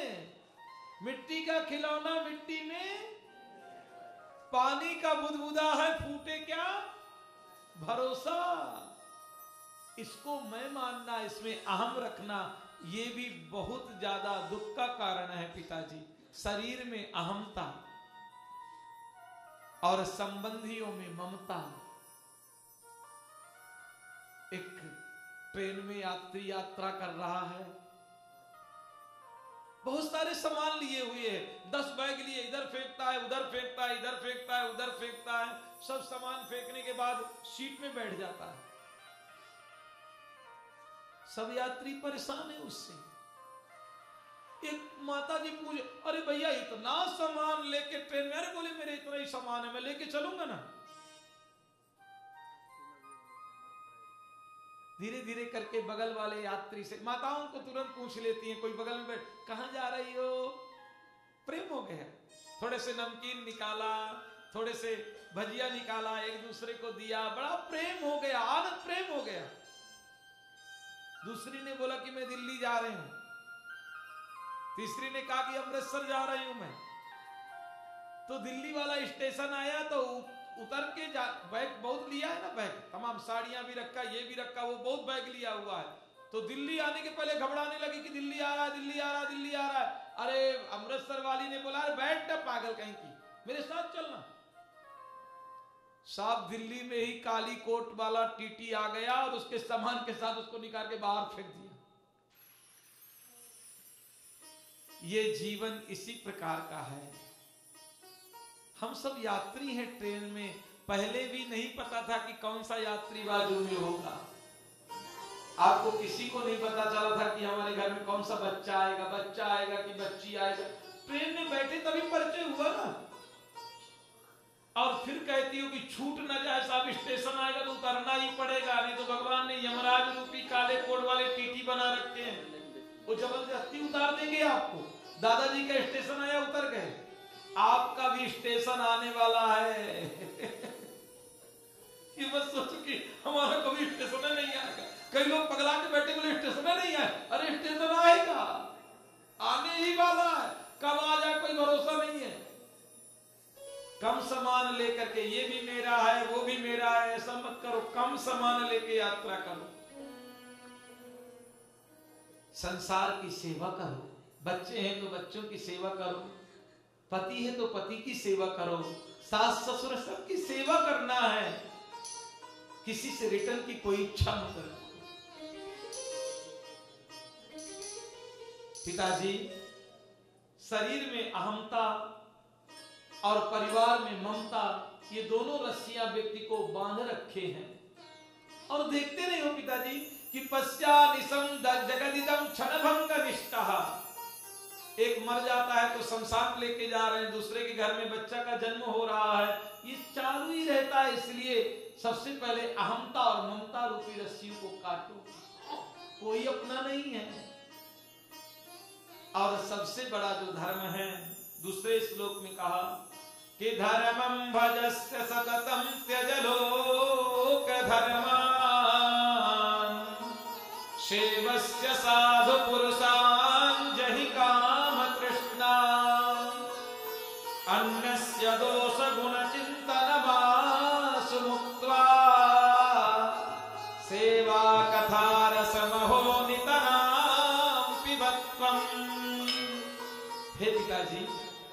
धर्मं भजस्व सततम, धर्म का आश्रय लो। त्यजलोक धर्मांग, ये जो लौकिक धर्म है इनका परित्याग करो, ये लौकिक कोई धर्म नहीं है। बोले अरे हमारा धर्म है कि बच्चा को बड़ा करना, और बड़ा नहीं होगा बच्चा तो हमें अधर्म लग जाएगा। बच्चा बड़ा ही हो जाएगा, फालतू की टेंशन लेके रहो मत। तुम नहीं बड़ा करोगे, भगवान बड़ा करेगा। बोले हमें बड़ा टेंशन रहता है बिटिया का ब्याह होगा कि नहीं। अरे क्यों टेंशन लिए बैठी हो तुम, बिटिया का ब्याह हो ही जाएगा। कई लोगों का बड़ा टेंशन रहता कि मैं मर ना जाऊं। अरे बोले सब मरते, तुम भी मर जाओगी, बूढ़ी हो गई। बोले नहीं, मेरी इच्छा की पोती की शादी देख लो, और घर वाले पोती की इसलिए शादी नहीं कर रहे हैं कि बुढ़िया बीच में मर गई तो शादी में व्यवधान आ जाए। कैसा कैसा तमाशा बना के बैठे हो सब लोग। त्यजलोक धर्मान्, ये लौकिक धर्म का परित्याग कर। एक माता जी ना ट्रेन में चढ़ गई, बुढ़िया सी माता जी, और लकड़ी का बड़ा गट्ठल लिए हुए है, ट्रेन के ऊपर गट्ठल खोपड़ी में रख के ट्रेन में खड़ी है। तो किसी ने कहा कि अरे माता जी आप तो खड़ी हो, गट्ठल रख दो। बोले मुझको डर लग रहा है कि ट्रेन को बोझ ना हो जाए। क्या हो जाए? उसी प्रकार तुम डर रहे हो कि भाई जी हम कर रहे हैं, फालतू का बोझ लिए हो खोपड़ी में। सब करने वाला भगवान ही है। पतवार के बिना ही नाव, कहां तुम पगलाए हो कि ट्रेन के ऊपर गट्टा लिए बैठे हो। तो आत्मदेव जी वन में जाकर के तपस्या किए, भागवत जी के 10वें स्कंद का पारायण करके वैकुंठ पहुंचे। धुंधकारी वैश्याओं को ले आया, चोरी करने लगा, अपनी धुंधली मां को भयंकर रूप से जलते हुए डंडों से मार रहा है, पूछ रहा है धन कहां है। तो कह रहे कि धन नहीं है, तो और मारता है। रात्रि में घर छोड़ करके धुंधली दौड़ी, एक कुआं में गिर गई, उसकी मृत्यु हो गई। गोकर्ण जी तीर्थ यात्रा में है, 5 वैश्याओं को ले आया, घर में वैश्याओं के साथ में रहने लगा। एक दिन राजा के यहाँ चोरी किया, तो वैश्याओं ने मन में विचार किया कि पकड़ा जाएगा तो राजा इसको भी मार डालेगा, हमें जेल में डालेगा। तो तप्तांगार समूहाश्च तन्मुखे ही विचिक्षुको, जलते हुए अंगारा ला करके ठूस दिया वैश्याओं ने धुंधकारी के मुख में। मृत्यु हो गई, भयानक प्रेत बन गया। वैश्याएं धन लेकर के भाग गई। गोकर्ण जी ने जब सुना कि भाई मरा है तो गया में श्राद्ध किया। एक दिन आया तो देखा कि घर तो खंडहर पड़ा हुआ है, परंतु जननी जन्मभूमि है। गोकर्ण जी खंडहर घर में भी बैठे, रात्रि के समय देखते हैं कि कभी शेर आता है, कभी भालू आता है, कभी बैल आता है, कभी भैंसा आता है। घबरा गए, बोले अरे क्या है। फिर देखा कि एक प्रेत बन गया। थोड़ा तीर्थ का जल लेकर के छिड़का पूजा, भैया कौन है। तो बोले कि अहम भ्राता त्वदीयोस्मि धुंधकारी नामतः, मैं धुंधकारी हूं। बोले गया में श्राद्ध किया। बोले वहां बड़ा वाला पापी हूं मैं, कोई तरने बनने वाला कुछ करो। प्रेत योनि में मलमूत्र खा रहा हूं, इसलिए मेरा निवेदन है कि पाप तो करो मत, और धीरे धीरे मोह भी कम करो। नहीं मरने के बाद फिर बच्चों को देख के छिपकली बन के तुम आती हो, और फिर वो क्या प्रेस कंट्रोल से मारता है छिपकली को। इसे सब मत करो, भगवान की मन लगाओ, भगवान की तरफ चलो। कहां चलो? हाँ, ये प्रेस कंट्रोल वाला चक्कर मत पड़ो। प्रेत योनि में पड़ा हुआ है। सूर्य से पूछा गोकर्ण जी, उसने कहा श्रीमद् भागवतां मुक्ति, भागवत जी से मुक्ति होगी। भागवत की कथा हुई। गोकर्ण एक बांस में बैठा है, 7 ग्रंथि का बांस टूटा है। विमान आया, विमान में बैठ करके गोकर्ण जाने लगा। बड़े प्रेम से गोकर्ण ने कहा धन्या भगवती वार्ता प्रेत पीड़ा विनाशिनी।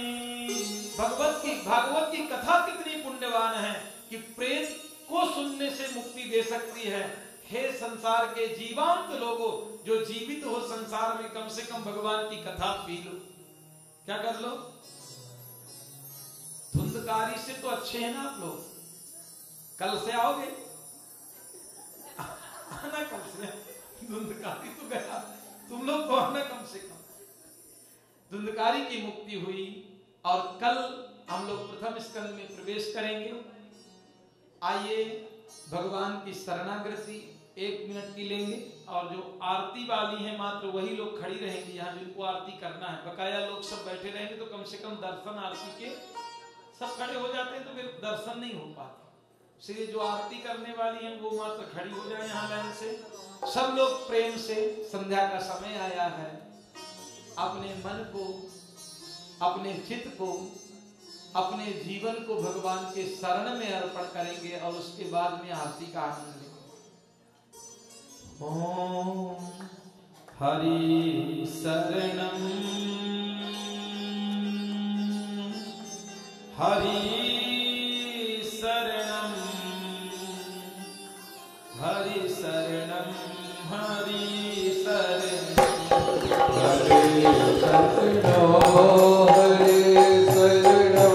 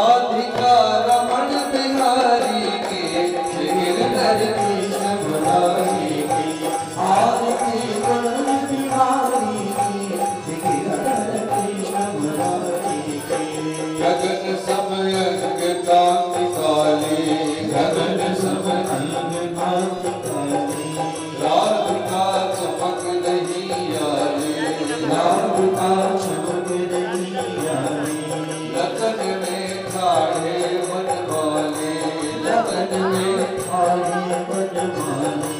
भ्रमर सी अलग कस्तूरी तिलक चंद्र सी झलक ललित छवि श्यामा प्यारी की श्री गिरधर कृष्ण मुरारी की आरती ब्रज बिहारी की गिरधर कृष्ण मुरारी की। कनक में मोर मुकुट बिलसे कनक में मोर मुकुट बिलसे देवता दर्शक को बरसे देवता दर्शन को बरसे। गगन सो सपन रास बरसे गगन सो सपन रास बरसे। बजे मूर्छित मधुर मृदंग ग्वालिनी संग अतुल रति गोप कुमारी के गिरधर कृष्ण मुरारी आरती ब्रज बिहारी की गिरधर कृष्ण मुरारी की।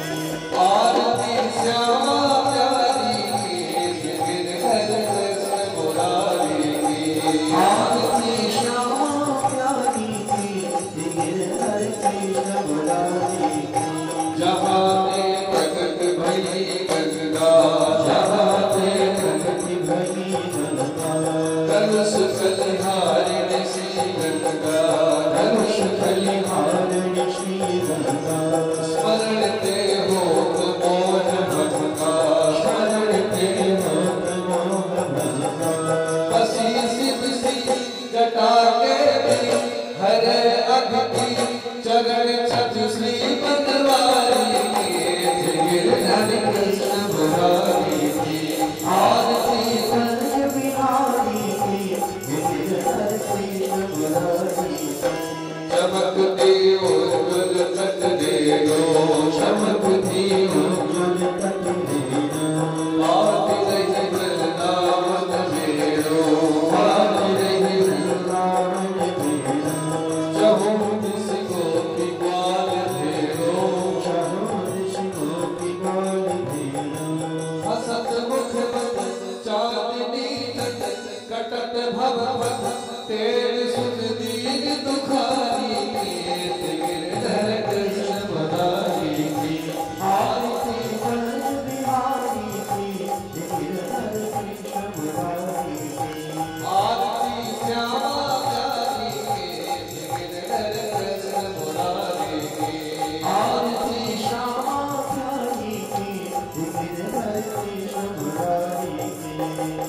आकर छोड़ लो गंगा बतारो संसार सारो मुझके बिहारो सदाओ संतम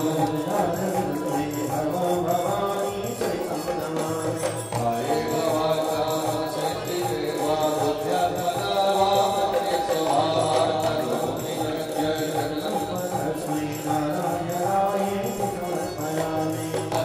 के सो राम नारायण दामोदरो वासुदेवो भजे श्री राम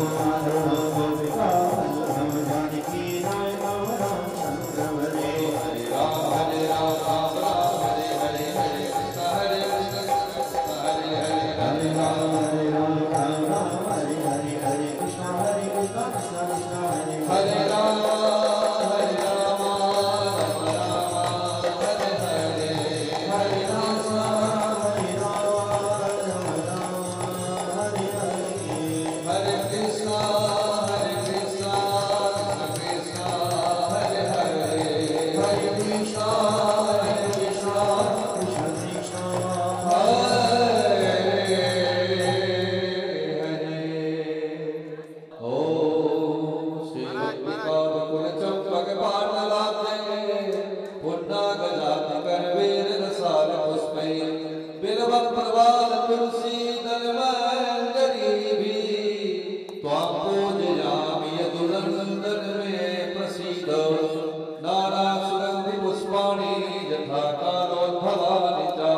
पुष्पांजलिर्मया दत्त गृहाण परमेश्वर चरण कमलों मंत्र पुष्पांजलि समर्पयामि। जयकारा बोलेंगे, बोलिए गणपति गजानन भगवान की, सियावर रामचंद्र की, पवन सुत हनुमान की, कृष्ण कन्हैया लाल की।